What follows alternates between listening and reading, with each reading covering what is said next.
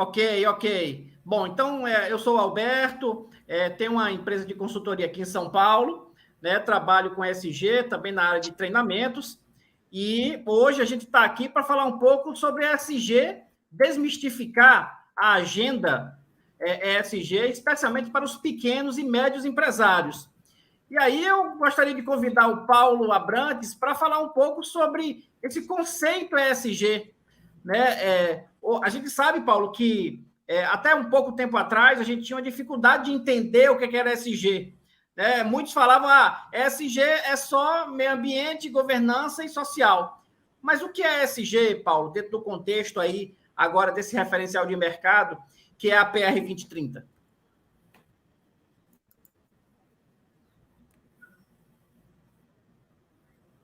Bom, então vamos lá. Para falar do conceito de ESG, a gente tem que falar um pouquinho da origem, né? Como é que surgiu na realidade? Bom, esse termo ESG, ele surgiu lá em 2004, numa publicação do Pacto Global, em parceria com o Banco Mundial, chamado Wins, que significa quem se importa ganha. Na realidade, foi digamos assim, uma grande provocação do então um grupo de 50 CEOs de grandes instituições financeiras. Qual era o objetivo do Kofi Annan? Ele conseguia despertar esses CEOs a consciência de se integrar cada vez mais fatores ambientais, sociais e de governança do mercado de capitais. Mas o que é interessante falar é que, embora esse tema, em 2004, meio que adormecido, vamos dizer assim.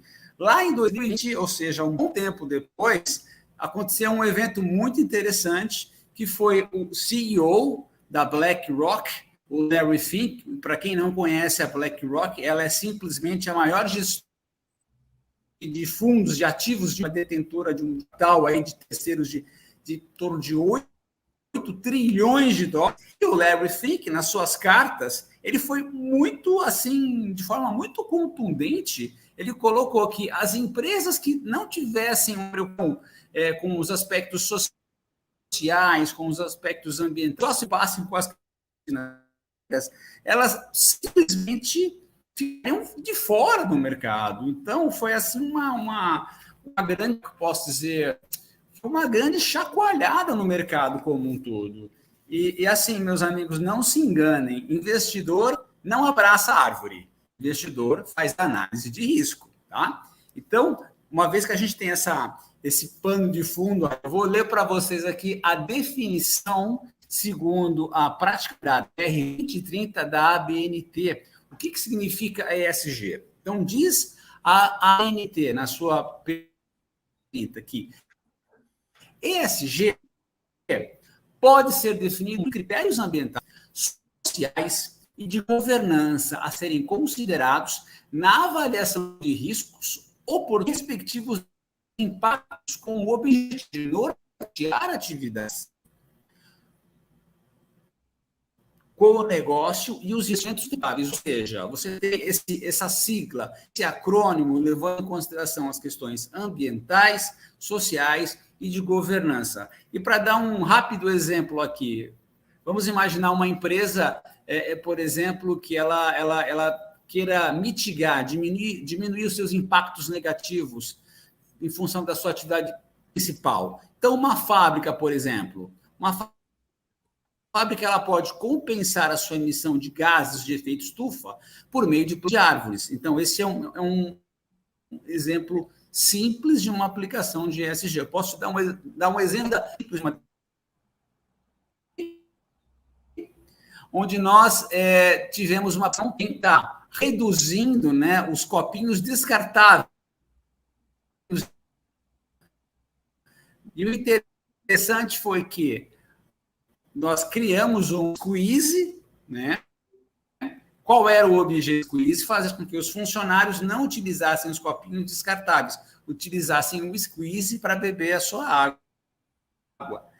E dessa forma, só com a economia de copinhos descartáveis, no final de um ano, a empresa pôde comprar um carro para sua frota. Ou seja, foi uma preocupação, no primeiro momento, ambiental, descartáveis, que acabou se transformando num retorno financeiro. Então, eu acho que essa é a grande pegada do ESG, é que o empresário, o empreendedor entenda, como diz lá no Keynes, que quem se importa ganha. Então, você passa a cuidar da questão ambiental, da questão social, e a empresa tem, como nós vamos ver mais para frente, uma série de benefícios que também vêm a rebote com todas ambientais sociais. Tá ok? Alberto? Olá, Paulo. Estou escutando, estamos escutando sim. Fabiano, meu amigo, você traria para nós alguns exemplos da aplicação desse conceito aí? Olha, Alberto. Paulo, obrigado pelo conceito. O que pensando num pequeno empresário, pensando numa empresa que presta serviços, o que esse empresário precisa saber?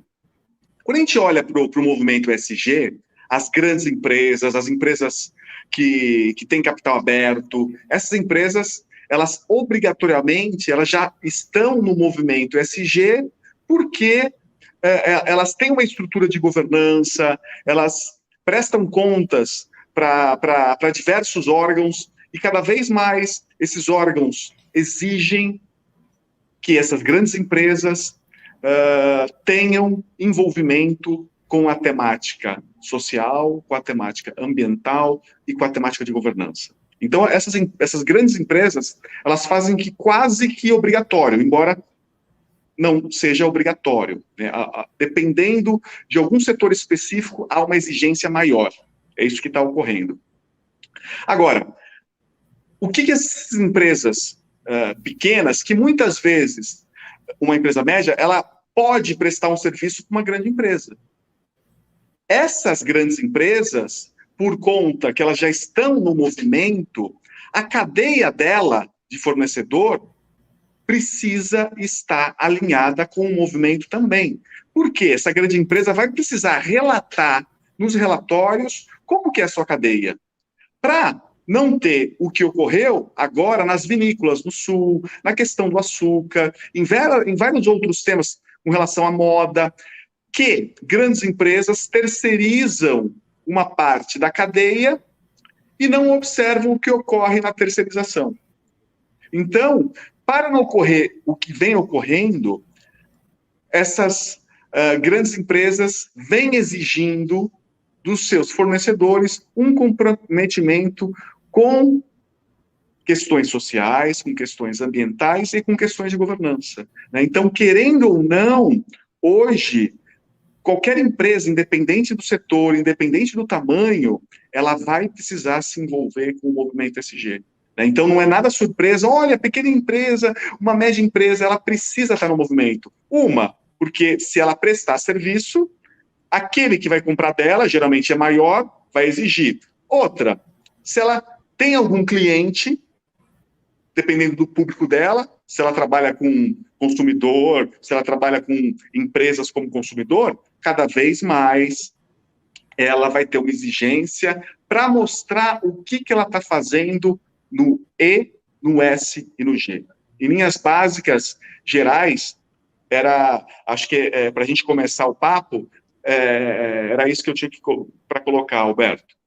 É legal isso que você trouxe, Fabiano, porque você aí, a gente já começa a desmistificar essa coisa de achar que ESG é só para grandes empresas. E veja, eu vou fazer novamente uma retrospectiva rápida aqui do conceito que o Paulo trouxe, para nosso ouvinte aí, quem está nos assistindo, pegar, né, com mais firmeza essa questão.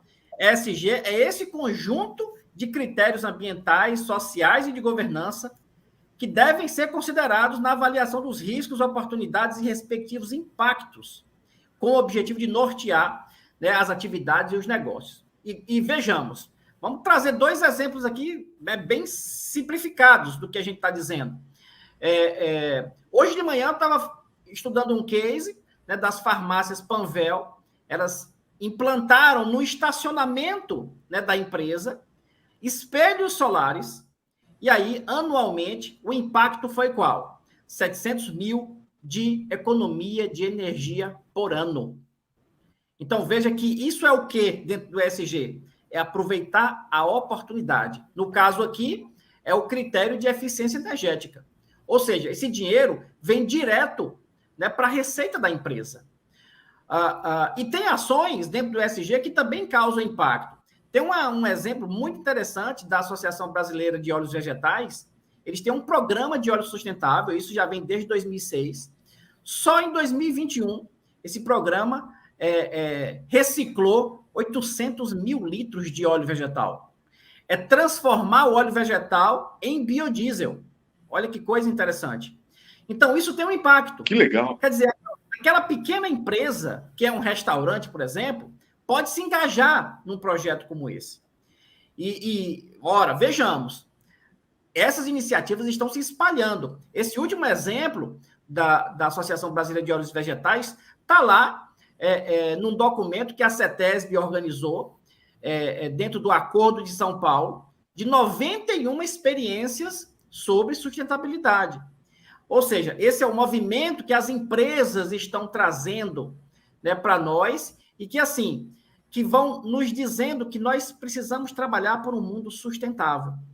E aí, fazer o ESG, né, já também dando continuidade aqui na nossa fala, o ESG está ali dentro de um contexto de simplicidade. A gente precisa olhar para o ESG dentro desse contexto. Ora, a PR 2030, a ABNT PR 2030, que é um novo referencial aí de mercado, recomenda, né, que os empresários façam essencialmente 7 passos, coisas simples, né? E aí, claro, começa a partir da liderança. A liderança tem o quê? Conhecer, ter a intenção estratégica, diagnosticar, planejar, implementar, e aí as 2 últimas etapas que eu acho que são chave. Medir, monitorar e relatar e comunicar. Isso dá substância ao ESG. Veja, ESG, então, passa a ser visto como um processo. E isso está muito claro lá na PR 2030, e colocando de uma maneira muito simples, para começar uma jornada ESG, como a própria PR costuma mencionar.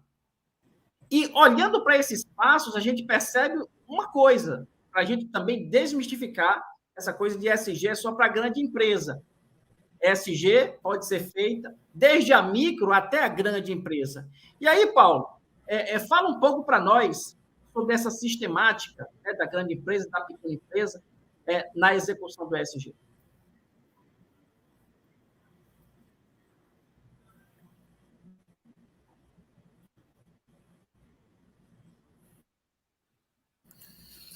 É interessante que você estava colocando, Alberto. Realmente existe aí um mito que ESG é para as grandes ações, para aquelas empresas de capital aberto, listadas na Bolsa de Valores. E, na verdade, isso é uma grande...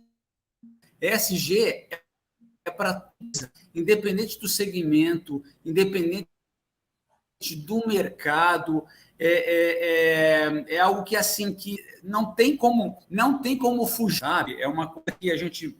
Até eu ouvi uma pessoa comentando que a questão dos 3 Cs. Convicção. Algumas empresas, elas fazem parte do ESG por uma questão de convicção. Outras fazem parte do ESG por uma questão já de conveniência. Mas muitas outras vão fazer parte do ESG por uma questão de constrangimento, porque mais cedo ou mais tarde vem a legislação, vem regulamento, mais cedo ou mais tarde vão ter que se adaptar a essa nova realidade. Então, você que é pequeno, você que é pequeno empreendedor e está nos ouvindo, entenda que você também não é algo distante, longínquo, não é, faz parte da sua realidade também, tá? E aí tem uma questão, qual é o caminho das pedras? Como é que eu faço? Bom, primeiro, o que é interessante colocar é que a empresa, qualquer empresa do tamanho, você conseguir, da empresa iniciar, justamente implantar montando um processo que pode ser uma consultoria, um consultor que vai poder dar toda a orientação técnica para que se faça toda a parte de diagnóstico, planejamento, e empresa nenhuma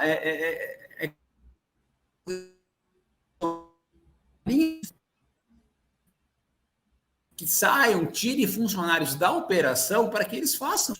Eu acho que é importante de ESG, porém, sempre com a supervisão, sempre com a orientação de um consultor, que ter todo o know-how, expertise, para dar toda a orientação de quais são os passos, o que fazer, como fazer, de que forma fazer, conheça também do assunto, né? Então, esse é um caminho, uma consultoria. Um outro caminho é a empresa criar um conselho. É um caminho muito interessante, já que serão profissionais que, além das questões de ESG, a empresa não de governança de uma forma geral, não só para as questões de ESG, mas para as questões de governança em outras esferas. É uma coisa que eu diria que a questão não é se elas vão precisar de ESG, a questão é quando é agora. Esse é o momento. Esse é o momento das questões de ESG. Sim. E aí, Fabiano, é interessante isso que o Paulo está trazendo, sobre consultores, sobre conselho consultivo. Fala um pouco mais, né, sobre essa estrutura de governança, Fabiano, que, de repente, tem muito a contribuir com o desenvolvimento da agenda ESG nas empresas. Olha, complementando o que a gente estava colocando anterior, quando vocês estavam falando, eu lembrei de um caso que ocorreu recentemente, de um pequeno empresário que presta, no final da cadeia, ele presta serviço para grandes exportadoras de veículos. Então, imagina, uma Volkswagen, uma Kia. E aí eu estava conversando com ele que a exigência, ele como sendo pequeno, que cuida de uma parte pequena da cadeia, mas é uma parte fundamental, porque vai fazer todo o desembaraço, né, da documentação para o veículo sair daqui e ir para lá, ou de lá vir para cá.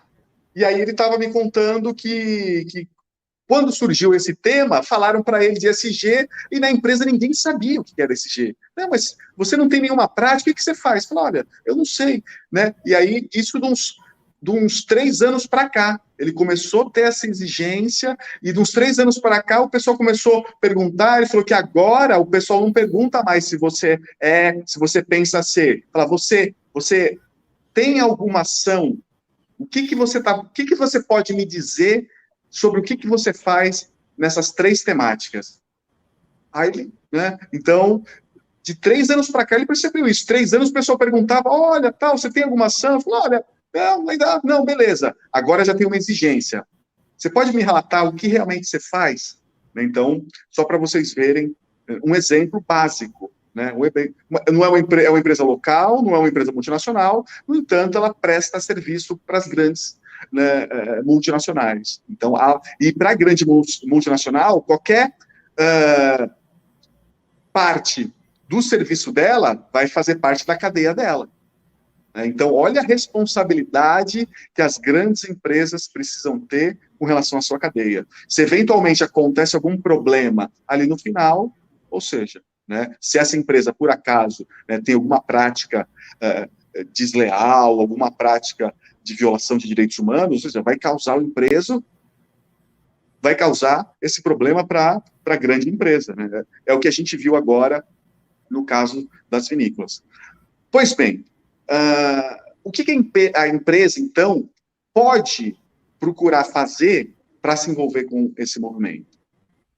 Identificar o setor que ela atua. Ela pode começar a desenvolver uma estrutura de governança. Né? Por quê? Não adianta um líder, um diretor, ou seja, tem que ser algo que seja de cima para baixo. né? Então, se você é um pequeno gestor, é um gestor da área alta da empresa, você precisa convencer a alta liderança a entrar no movimento, né? Você sozinho não vai conseguir fazer nada, né? Às vezes, um RH, né, um coordenador, um gerente, ele precisa envolver a alta liderança, né? E eles têm a obrigação de falar isso para eles, para a própria sobrevivência da empresa. Então, colocar isso para eles. E se isso despertar alguma coisa neles, né, o que eles podem fazer? Pensar em várias estratégias, né? A principal é começar pela estrutura de governança, né? Eles podem ter uma estrutura mais robusta e uma menos robusta. Pensando em algo menor, ele pode contratar um conselho consultivo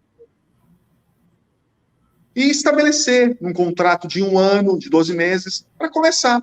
Falar assim, olha, eu vou escolher um conselho, e esse conselho vai orientar a baixa, média e alta liderança nas temáticas relacionadas com ESG, dentro do meu tamanho e aquilo que eu posso fazer. É algo que pode ser feito, é questão de analisar custo. É um custo não muito alto e mais fácil porque vai de baixo para cima. Ele vem de fora, mas ela vai tentar construir algo interno. Uma outra opção seria contratar uma consultoria externa para fazer esse trabalho. Eu acredito que essa opção, o custo pode ser um pouco maior, porque a consultoria, ou seja, ela ganha por hora, por dia trabalhado, e a exigência vai ser uma alta exigência para fazer um trabalho interno muito grande. Então, para ela poder fazer esse despertar, ela vai precisar ficar bastante tempo dentro da empresa. Então, é mais fácil eu ter uma estrutura menor, com um conselho, com algo no contrato muito bem feito, muito bem articulado, para ajudar a organização a, através de uma vida própria, conseguir alçar um voo, né, para começar a fazer parte do movimento. Essas são algumas opções que a empresa pode ter. Perfeito, Fabiano, perfeito. A gente percebe que os conselhos consultivos estão ganhando, né, corpo no Brasil, especialmente aqui em São Paulo, a gente está observando esse movimento.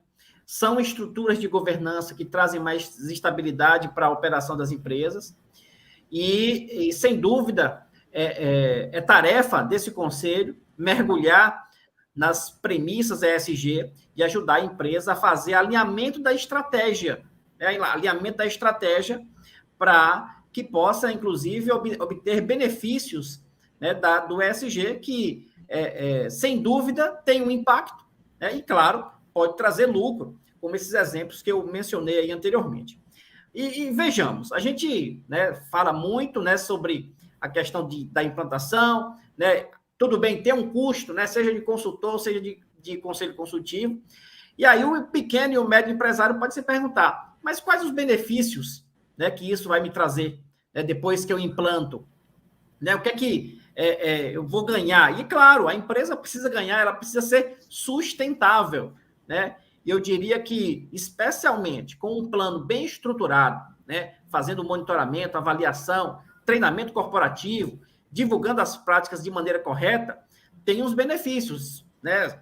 Fatalmente, quando você mergulha numa atividade como essa, você vai começar a ter uns insights sobre o que você pode fazer, né, inclusive de maneira diferenciada. Mas a PR 2030 traz uns benefícios que são muito já bem estabelecidos para quem assume a jornada ESG.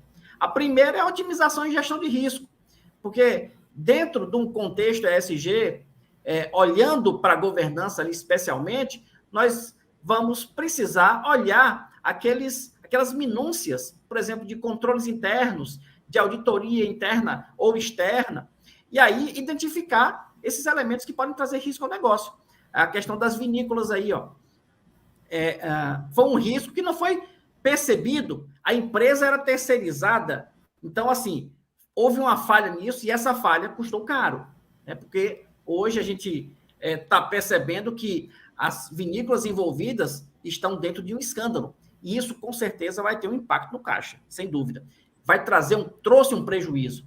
Né? Mas, além da otimização e gestão de risco, garantir conformidade regulatória, ou seja, deixar a empresa mais redonda em relação à regulação, ampliar a vantagem competitiva, porque, como eu disse, quando você está mergulhando ali no ESG, você vai ver coisas que você não estava vendo. Por exemplo, lá um dos critérios é a satisfação do cliente. Você entrar em contato com esse cliente. Mas como é que está a relação da empresa com o cliente? E aí eu vou dar um exemplo rápido.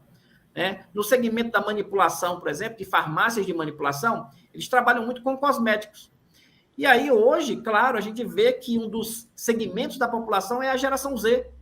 Mas como é que a gente dialoga com a geração Z? Sem dúvida, uma parte dessa geração está lá dentro do TikTok, por exemplo. Será que a empresa tem uma estratégia para utilizar o TikTok como instrumento de comunicação do que ela faz com o consumidor? E até mesmo criando amarras aí para criar satisfação do consumidor por meio do TikTok? Será que elas têm feito isso? Meus amigos, tremei. Muitas delas não têm feito. Eu fiz, inclusive, um estudo recente sobre isso, com mais de 30 empresas que trabalham como farmácia de manipulação, e a gente não observa esse tipo de estratégia. Mas está lá, entre os critérios do ESG, no S do social, a interação com o cliente, a satisfação do cliente, que não está sendo observada. Então, veja, é dessa ampliação de vantagem competitiva que a gente está falando aqui. Além desses três, tem criar valor para as partes interessadas e refinar o propósito. Né? Isso aí é fato. E, assim, hoje eu também tive aqui um exemplo claro, né, do impacto que o ESG traz. É um exemplo de um banco italiano, que passou a oferecer títulos verdes e financiamentos que tenham ali no contexto a sustentabilidade, também algum componente social. Esse banco teve de retorno 234% no ano passado. Aí alguém pode perguntar, Alberto, mas banco é grande. Mas vamos lembrar aí das cooperativas de crédito, ou dos pequenos bancos que hoje estão aí. Ou seja, precisa ter produtos que tenham uma base de financiamento sustentável. Esses produtos atraem os clientes e o cliente traz rendimento para a empresa. Então, é fato que essa questão, né, do ESG, esses benefícios, eles vão surgindo. E, assim, se a gente parar para estudar o mercado, em cada segmento, a gente está vendo benefícios que o ESG traz para a empresa, impacto e também benefícios financeiros. Então, vejamos, tem vários exemplos aí. Quero chamar o Paulo aqui para ele dar também um exemplo que ele tem visto por aí no mercado desse retorno de ESG.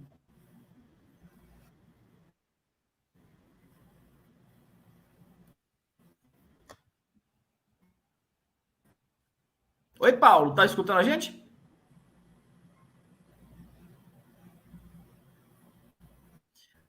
Fabiano, acho que o Paulo está tendo alguma dificuldade na transmissão. Você pode falar? Ele está congelado para mim, Alberto. Alberto, falhou um pouco, está chovendo. Passou a palavra para mim, não é isso? Isso. Vamos lá, então. Bom, eu acho interessante colocar, Alberto, ESG não é uma questão de gestão de ótica. O que está acontecendo e de qual é a melhor forma de participar de toda a movimentação que está ocorrendo. E é interessante também colocar o seguinte, ele tem que estar envolvido, ele tem que estar com ESG. E aí tem um exemplo que eu gosto muito, que é a questão, né, dessa diferença entre diz a lenda da manhã é servido ovos com bacon. Então, o que acontece? A galinha, ela estava envolvida, ela cedeu os ovos. Já o porquinho, ele estava com questão do bacon, né? Então, daí é comprometido muito muito além do que estar simples. Mas aí você estava comentando aí questão de benefícios são diversos para as empresas que adotam o ESG. Por exemplo, que melhora a reputação, que a empresa passa a ter uma maior transparência e maior lucratividade, melhora o seu valor de mercado ao longo do tempo, melhora o seu desempenho financeiro, aumenta a confiança que os investidores têm na empresa, até mesmo porque, né, é uma consequência da própria transparência. Já que é transparente, já que a empresa com as questões ambientais, com as questões sociais, e tem toda uma governança amarrante, então, a ter uma admiração melhor dos seus clientes, do consumidor em função disso, acaba ampliando a própria retenção e a satisfação dos funcionários, enfim, reduz custos e desperdícios. A gente poderia passar horas e horas aqui falando de uma infinidade de benefícios que essas questões de ESG trazem no dia a dia. Agora, eu acho que uma reflexão interessante também, que ESG ele tem que acontecer numa empresa de cima para baixo e de dentro para fora. Como assim? Por que de cima para baixo? Porque para que o ESG seja implementado de forma eficaz, tem que partir da alta direção da empresa, isso tem que permear por todo o corpo, diretores, gerentes, executivos, até chegar na linha de base. É dessa forma que passe a ser mobilizada. Então, esse é o de cima para baixo. E como é que é o de dentro para fora? O de dentro para fora é que não adianta a empresa adotar a agenda ESG se, por exemplo, os seus fornecedores não estiverem também comprometidos. E aí vai esse exemplo, né? A situação que aconteceu agora, essa infeliz situação que aconteceu agora, das que nós aconteceu há pouco tempo. Falar assim, o meu fornecedor estava utilizando mão de obra escrava. Não dá para dizer que não sabe. Você é responsável, sim, pelos seus fornecedores. Então, essa questão, o ESG, ele tem de cima para dentro para fora. E também que fique assim muito, muito claro que a empresa ela não tem que fazer o ESG. Isso aí tem que ser, como dizem, alguém uma vez falou assim para mim, mas isso aí com filantropia, não se copia. São totalmente diferentes. Uma questão muito inteligente por trás que fala o seguinte: a desigualdade social fragiliza os mercados de consumo e reduz a economia. Então, não é por uma questão de filantropia, é porque tem um interesse, porque o mercado fragilizado vai fazer com que a empresa não tenha para quem vender lá na frente. Então, é como eu falei, não é uma questão de ética, é uma questão de ótica. Então, são várias as reflexões, assim, é um tema muito vasto, um tema muito, a gente poderia passar horas e horas aqui debatendo, né? Então é isso. Desculpa, eu tenho falhas aí, cortou a internet, então em alguns momentos eu não conseguia ouvi-los adequadamente. Mas passo a palavra novamente para você. Devolvo a você, Alberto. Então, é isso, viu, Paulo? Muito bem colocado. E eu acredito que, assim, ESG não é caridade, é sustentabilidade. Então, assim, torna-se uma questão de sobrevivência, né, para as pequenas e médias empresas. Mas, e aí, Fabiano, o que é que você, né, dentro desse contexto, como é que você vê essa questão dos benefícios que o ESG traz aí para as empresas? Olha, os benefícios são, né, diversos tipos de benefício. O primeiro benefício é talentos. A empresa precisa de talentos. Então, a empresa precisa ter um olhar E ela pode ser pequena, média e grande. A gente está pensando aqui em pequenas e médias. Ela precisa ter um olhar para os talentos. E pensando na nova geração, essa nova geração já está em contato com a temática da sustentabilidade, com a agenda da 2030, com a agenda 2050 do Acordo de Paris, desde cedo, no ensino médio e na universidade. Então, quanto mais atraente for a empresa, mais ela terá talentos querendo ser atraídos por esse tipo de empresa. Então, ela precisa pensar no talento que vai para a sua empresa. Ela precisa ter um olhar para isso, porque ninguém quer ir para uma empresa onde essas práticas que estão na agenda do dia não estejam no local que ela trabalha. Então, ela quer viver isso. E quando ela coloca a sustentabilidade, os fatores ESG, os pilares, como um valor, ou seja, a empresa enxerga como um valor, as pessoas transpiram aquele tema dentro da organização.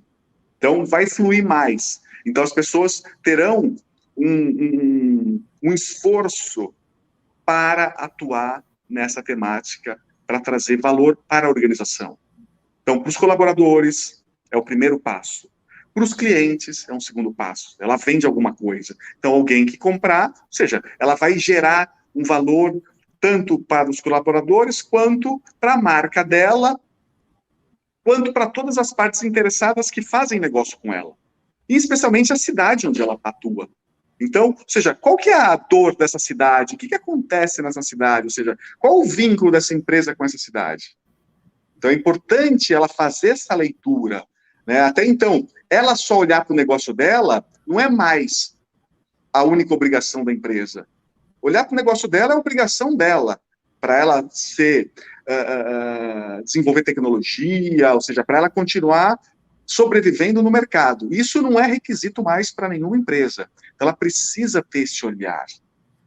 E esse olhar, como o Paulo disse, como o Alberto está dizendo aqui, a nossa ideia aqui da nossa fala é desmistificar.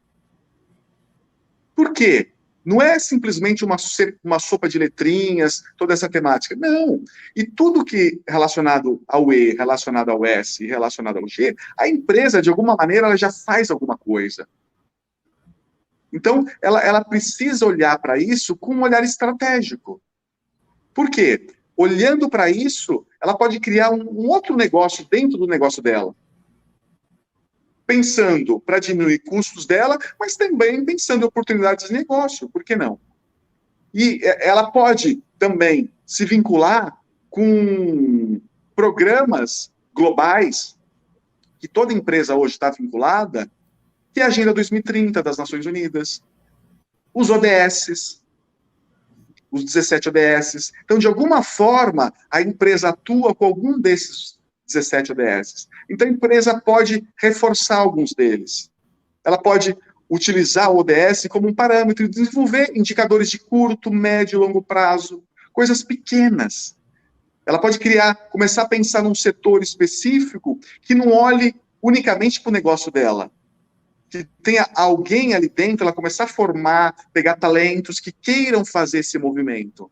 Olha, eu vou contratar você para você olhar para fora. E eu quero trazer esse movimento aqui dentro da minha empresa. Como que eu posso fazer isso? Começar a desenvolver uma área paralela, mas que se comunique com o negócio dela de forma estratégica. Esses são os melhores indicadores para a empresa, qualquer empresa, começar a desenvolver valor voltado para a temática ESG. Então, só tem benefício. E ainda, ela pode transformar esses benefícios, que aparentemente você pode olhar para ele e pode ter um gasto, mas olhar para ele como algo estratégico, que ele é parte do teu negócio. Ou seja, ele vai gerar mais lucro, porque você vai ter pessoas querendo trabalhar, você vai ter pessoas querendo comprar, e você vai ter clientes querendo fazer negócio com você. Se você for business to business, você vai querer ter empresas querendo fazer negócio com você, porque você está preocupado, você está mostrando valor.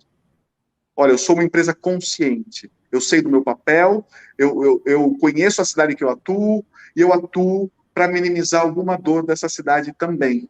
Né? Além do meu negócio, eu estou olhando para outras questões. Então, esse ponto eu acho que seria a grande disrupção que qualquer empresa precisa estar dentro do seu negócio hoje. Né? De forma bem, bem pequena, bem de forma inicial, né? Ela começar a se envolver de alguma forma com esse movimento. Né? Paralelo ao negócio dela, ela precisa se envolver de alguma forma, ela já faz, mostrar o que ela faz e ter um olhar estratégico para tudo isso.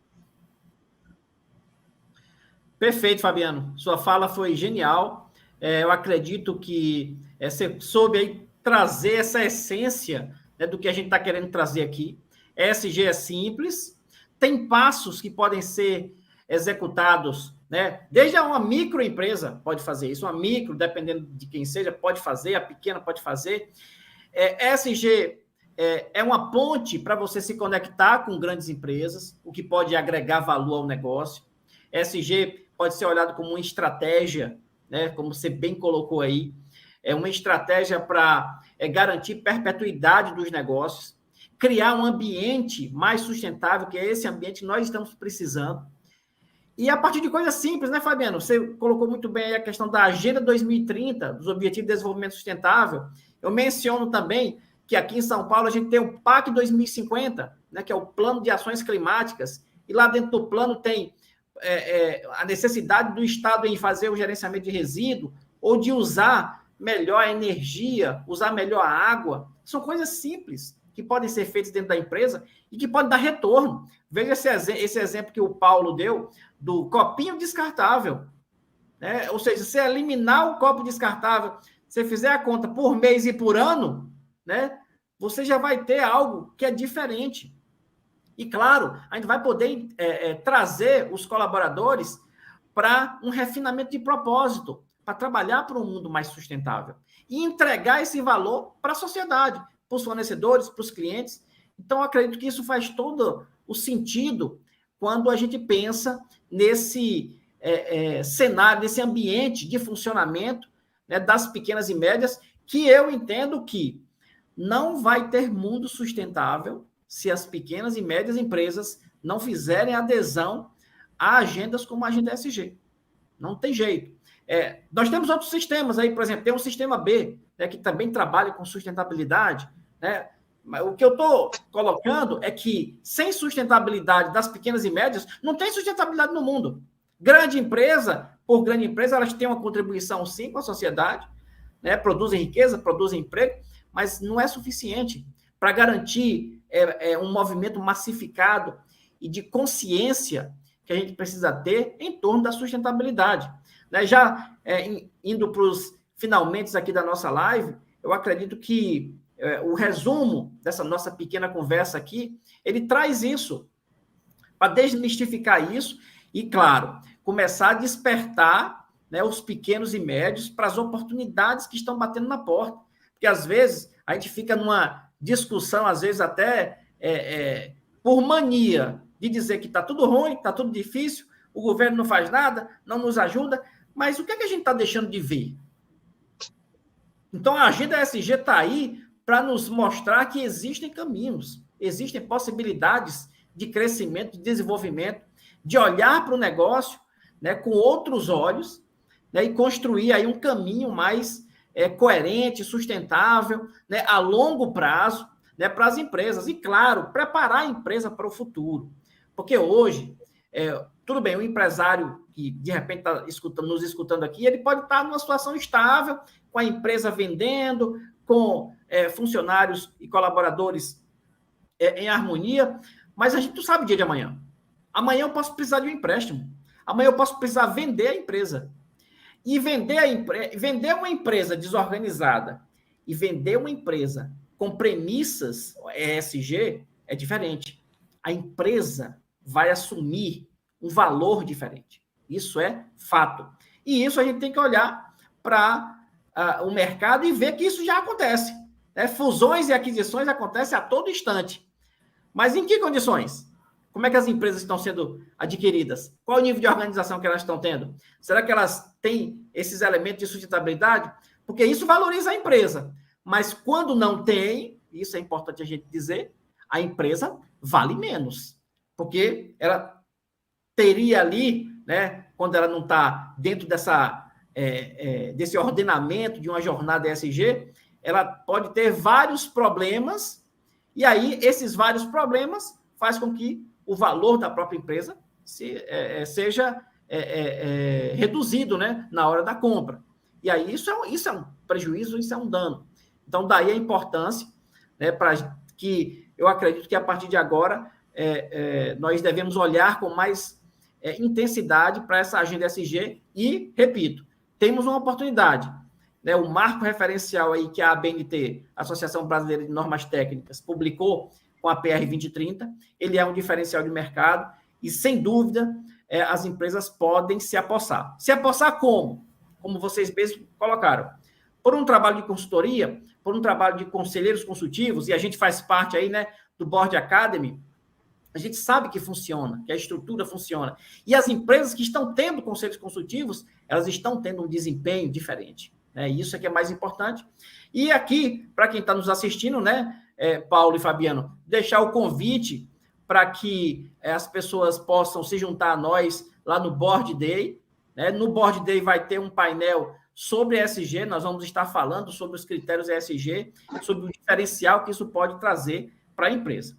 Mas, pessoal, muito bom estar aqui trocando essas ideias com vocês, né? Amadurecendo esse conceito e disseminando essa agenda.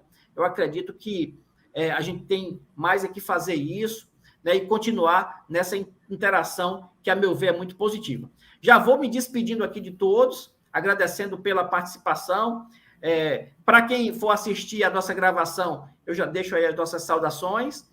E vamos continuar falando. Nós produzimos sempre matérias lá no LinkedIn sobre ESG. Né? Convido todos a estarem conosco. E fica aí o convite para o Board Day, dia 12 de abril, né? Aqui no Itaim Bibi. Vai ser um evento muito interessante para conselheiros consultivos, para quem quer ser, para diretores de empresas que, de repente, querem olhar para esse componente da governança. Isso vai ser muito valioso. Passar aqui a palavra para o Paulo, para ele falar as suas considerações e encerrar.